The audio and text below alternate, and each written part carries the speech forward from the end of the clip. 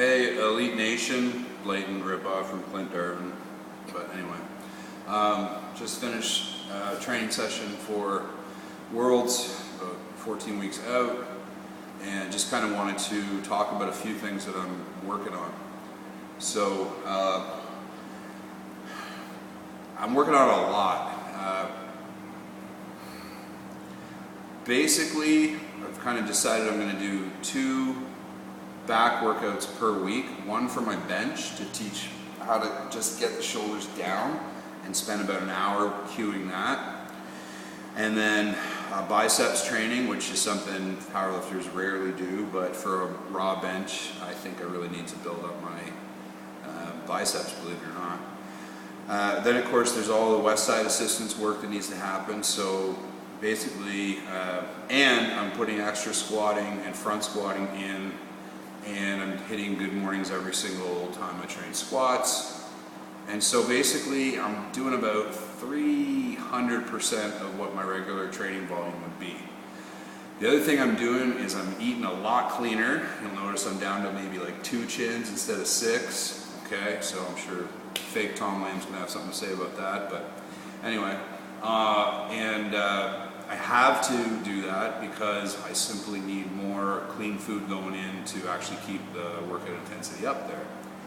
And the other thing that I've added in is contrast showers, a lot of Epsom salts, carb backloading, so I'm cutting back on my body weight because I just don't feel like I'm an efficient human being at 340, so I'm going more down to shooting down for the 275, although I've been stuck at 300 for a couple of weeks, but we're going to take care of that pretty soon.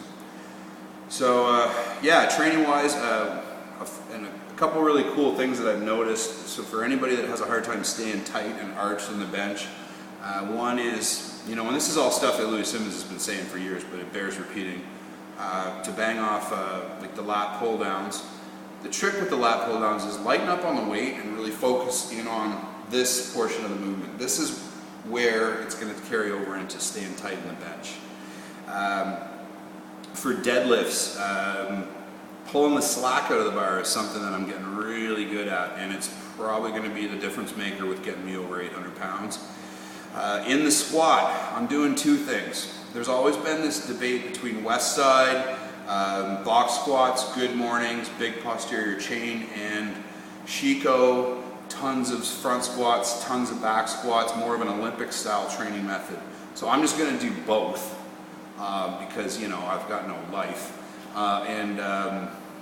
We're going to see what starts to happen when I get leaner, but continually try to increase my good morning poundage and hit front squats at the start of every workout. And yeah, I train sometimes for 2 to 3 hours to get through the whole workout, and it is exhausting. And yes, I'm literally getting weaker, or at least I was for a while. The strength's starting to come back up with a vengeance now, because that's what happens. This massive volume just takes a huge toll on your body, and you literally do notice, like, you know, you're having a hard time front squatting 135, and you're like, whoa, like my best front squats in the 500s way back, and what's going on? And then when it starts to come back, you realize that it was just your body finally starting to compensate, finally starting to build up that work capacity, and great timing because I still got 14 weeks to go.